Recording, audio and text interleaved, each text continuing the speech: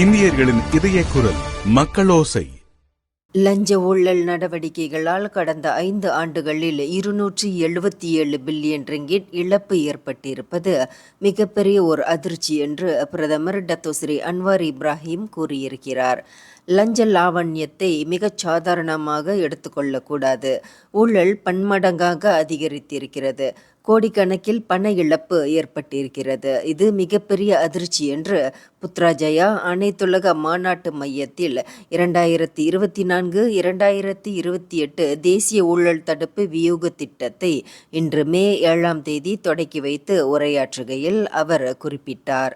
ஊழல் நடவடிக்கைகளை அடியோடு ஒழிக்காவிட்டால் நாடு மிகப்பெரிய இழப்பை எதிர்நோக்கும் என்றும் அவர் எச்சரித்தார். முன்னாள் பிரதமர் துன் டாக்டர் மகாதீர் முகமதுவை உடனடியாக கைது செய்யும் திட்டம் எதுவும் இல்லை என்று MACC எனப்படும் மலேசிய ஊழல் தடுப்பு ஆணையத்தின் தலைமை ஆணையர் டான் ஸ்ரீ அசாம்பாக்கி கூறினார். அவர் மீதான புலன் விசாரணை தொடர்கிறது. சொத்து மதிப்பை அறிவிக்க தவறியதற்காக புலன் விசாரணை செய்யப்பட்டு வருபவர்களில் டாக்டர் மகாதீரும் ஒருவராவார் என்று புத்ராஜயா அனைத்துலக மாநாட்டு மையத்தில் 2024-2028 தேசிய ஊழல் தடுப்பு வியூகங்கள் திட்டத்தை தொடக்கி வைத்த பின்னர் செய்தியாளர்களிடம் பேசிய போது அவர் சொன்னார். புயலுடன் கூடிய கடுமையான மழை பினாங்கில் சில பகுதிகளில் பேயாட்டம் ஆடியது. பல இடங்களில் மரங்கள் வேரோடு சாய்ந்தன. மே 6ஆம் தேதி இரவு இந்த சம்பவம் நிகழ்ந்தது என்று பினாங்கு மாநகர் மன்றம் அதன் ஃபேஸ்புக் பக்கத்தில் பதிவு செய்திருக்கிறது. திங்கட்கிழமை இரவு 11 மணி தொடங்கி மே 7 செவ்வாய்க்கிழமை பின்னிரவு 1 மணி வரை Pintasan Cecil, Taman Bukit Gelugor, Jalan Bell, Park Road, Jalan பிக்ஸ், ஜலான் கண்டோன்மெண்ட், ஜலான் மெக்காலிஸ்டர் ஆகிய பகுதிகளில் இந்த சூறாவளி காற்று பெரும் பாதிப்பை ஏற்படுத்தியது என்று பினாங்கு மாநகர் மன்றம் தெரிவித்தது.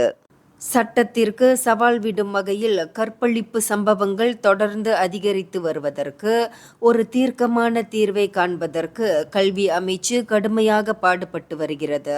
இதன் தொடர்பாக அரச மலேசிய போலீஸ் படையின் புலன் விசாரணை இலாகா வெளியிட்டிருக்கும் தரவுகள் அதிர்ச்சி அளிப்பதாக உள்ளது என்று கல்வி அமைச்சர் ஃபட்லினா சீடே தெரிவித்தார். இணக்கத்துடன் தான் இந்த சம்பவம் நிகழ்கிறது என்று சம்பந்தப்பட்டவர்கள் கூறினாலும் வயது குறைந்தவர்களுடனான இச்சம்பவங்கள் கற்பழிப்பு என்று வகைப்படுத்தப்பட்டு சட்ட நடவடிக்கைகள் எடுக்கப்படும். 2020 கோவிட்-19 கொடுந்தொற்று நாட்டை ஆட்டி படைத்ததிலிருந்து உறவுகள், நட்புகள் சம்பந்தப்பட்ட சிறார் கற்பழிப்பு சம்பவங்கள் எண்ணிக்கை அதிகரித்திருக்கிறது என்பதையும் அவர் சுட்டிக்காட்டினார். பள்ளிகளில் பாலியல் துன்புறுத்தல்களை அமைச்சு சகித்து கொள்ளாது என்று அவர் சொன்னார். கொலாகுபு பரு சட்டமன்ற தொகுதி இடைத்தேர்தல் பிரச்சாரங்கள் சூடு பிடித்திருக்கின்ற நிலையில் மே 11ஆம் தேதி வாக்களிப்பு தினத்தன்று வாக்களிக்காத பாஸ் உறுப்பினர்கள் மீது ஒழுங்கு நடவடிக்கை எடுக்கப்படும் என்று அக்கட்சியின் தலைமைச் செயலாளர் டத்தோஸ்ரீ தக்யுடின் ஹசான் எச்சரித்திருக்கிறார். வாக்களிக்காதது ஹராம் என்று குறிப்பிட்ட அவர் பிரிகாத்தான் நேஷனல் வேட்பாளரின் வெற்றியை உறுதி செய்வது அவசியம் என்று அவர் வலியுறுத்தினார். வாக்களிப்பு தினத்தில் கிட்டத்தட்ட 80 விழுக்காட்டினர் வாக்களிப்பர் என்று பிரிகாத்தான் நேஷனல் எதிர்பார்க்கிறது.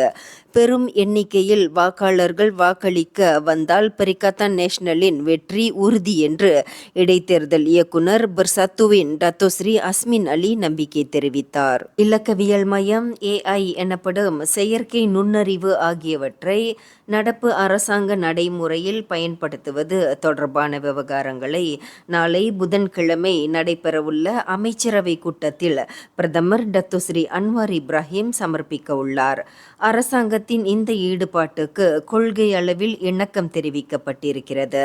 மலேசியாவில் முதலீடு செய்ய ஆர்வம் கொண்டுள்ள முதலீட்டாளர்கள் சம்பந்தப்பட்ட விவகாரங்களில் நடைமுறைகளை எளிமைப்படுத்துவது குறித்தும் அமைச்சரவை கூட்டத்தில் விவாதிக்கப்படும் என்று பிரதமர் தெரிவித்தார்.